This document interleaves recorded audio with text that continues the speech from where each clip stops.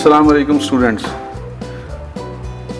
आज ब्लेंडर की पहली क्लास है, तो आज हम सीखेंगे कि हम ब्लेंडर में नेविगेट कैसे करेंगे। शुरू में ये आपको बहुत मुश्किल लगेगा, मगर दरअसल ये बहुत ही सादा है, आसान है।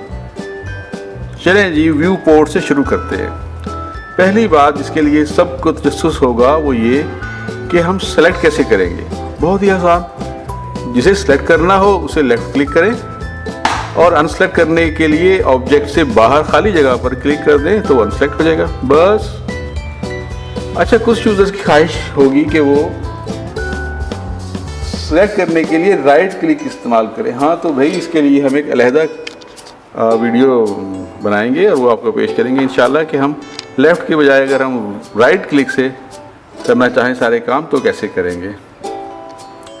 अच्छा, अब सारे ऑब्जेक्ट्स इकट्ठे ही सेलेक्ट करने हो तो उसके लिए हम क्या करेंगे, उसके लिए हम ए प्रेस करेंगे और सबको अनसेलेक्ट करने के लिए हम आल्ट के साथ ए प्रेस करेंगे, यानी कंट्रोल सिलेक्शन के लिए और आल्ट अनसेलेक्ट करने के लिए ए के साथ हम प्रेस करेंगे।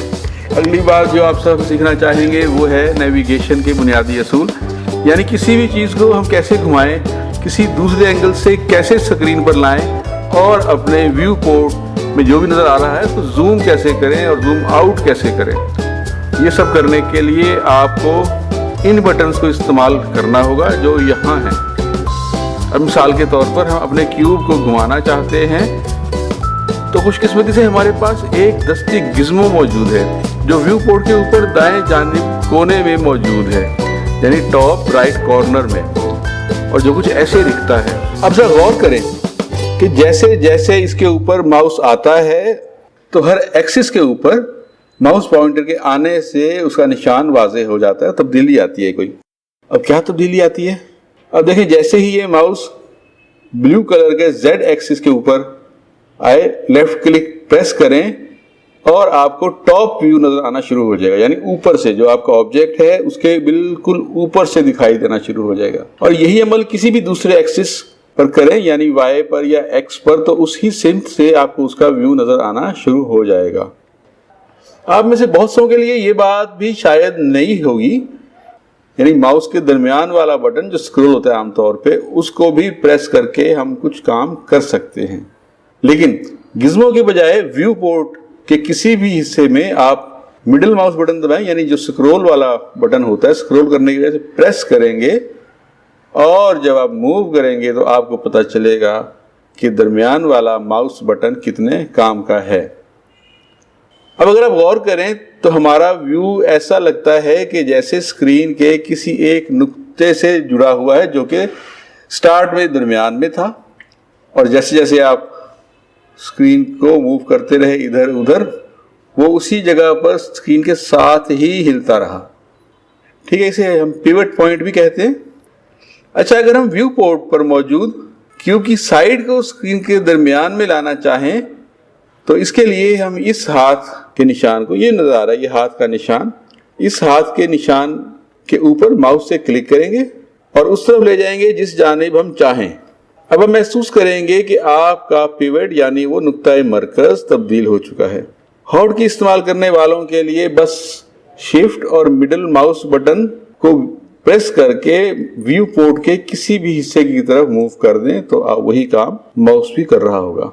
अच्छा, चलें फर्ज करें हमें दोबारा अपनी क्यूब को ही फोकस करना है तो कैसे करेंगे। इसके लिए आपको जल्दी से बताता चलूं इस टूल के बारे में जो कि फ्रेम सेलेक्ट टूल कहलाता है। अब इस सिलेक्टेड फ्रेम टूल जो है ये आपके व्यू के नीचे आपको नजर आ सकता है। ये आपके पर्सपेक्टिव को रिफ्रेम कर देगा ताकि आप अपना ऑब्जेक्ट या आपके सिलेक्टेड ऑब्जेक्ट पर फोकस कर सकें।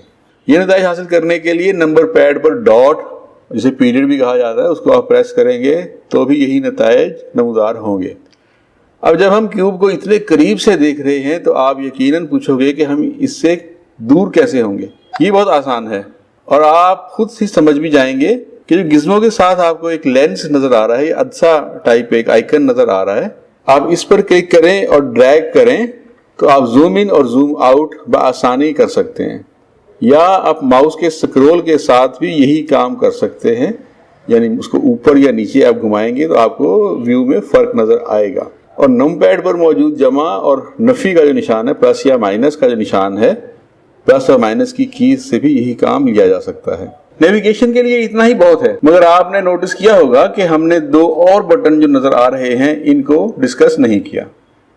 ایک ہے کیمرے کا آئیکن، یہ پریس کرنے سے آپ کیمرے کی آنکھ سے جو نظر آ رہا ہوگا وہ دیکھیں گے، یعنی کیمرے کی آنکھ سے وہ نظر آتا ہے جو آپ نے رینڈر کرنے کے بعد ویڈیو بنانی ہے، یا آپ نے اگر سٹل امیج بنانا ہے تو وہی آپ کو کیمرے کی آنکھ سے نظر آئے گا جو امیج آپ سیو کر رہے ہوں گے۔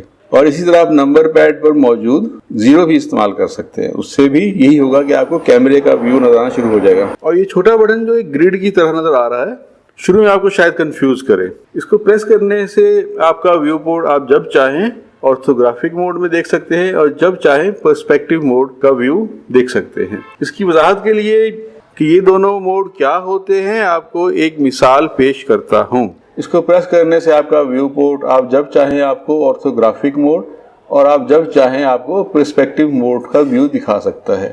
اس کی وضاحت کے لیے کہ یہ دونوں موڈز کیا ہوتے ہیں آپ کو ایک مثال پیش کرتا ہوں، ورنہ آپ نے یہ پوچھنا ہے کہ ان دونوں موڈز میں فرق کیا ہے۔ خیر، پرسپیکٹیو موڈ دراصل ہمارا سین میں نظر آنے والا حقیقی سین ہوتا ہے، یعنی جو کچھ ہم حقیقت میں دیکھتے ہیں یہ اس سے قریب تر کا ویو ہوتا ہے، یعنی جو آبجیکٹ جتنی دور ہوگا اتنا ہی چھوٹا نظر آئے گا، یا جتنا قریب ہوگا وہ اتنا ہی بڑا نظر آئے گا۔ جتنا دور کرتے جائیں گے وہ ہر اینگل سے اس کی دوری کو ظاہر کرے گا، جبکہ آرتھوگرافک موڈ اس سب کو بھلا کر آپ کو امیج کے 3D اپیئرنس کے بجائے فلیٹ ورلڈ یعنی 2D امیج دکھائے گا۔ سب کی شکل ایک جیسی ہی دکھائی جائے گی۔ ویسے تو یہ ایک غیر حقیقی ویو ہے، لیکن ماڈلز بنانے میں بہت مددگار ہوتا ہے، بالخصوص اگر کسی آبجیکٹ کو آپ ایک 2D اسکیچ سے نقل کر رہے ہیں، تب اس کی بہت زیادہ ویلیو ہوتی ہے۔ اچھا، یہ تو صرف ویو پورٹ تھا، تاہم میں آپ کو آنے والی ویڈیوز میں تمام مختلف ویوز کے بارے میں معلومات دیتا رہوں گا، تو پھر انتظار کریں، اور جانے سے پہلے سبسکرائب کا بٹن ضرور دباتے جائیں، اس کو دبانے کے ساتھ ہی بیل آئیکن کو بھی پریس کریں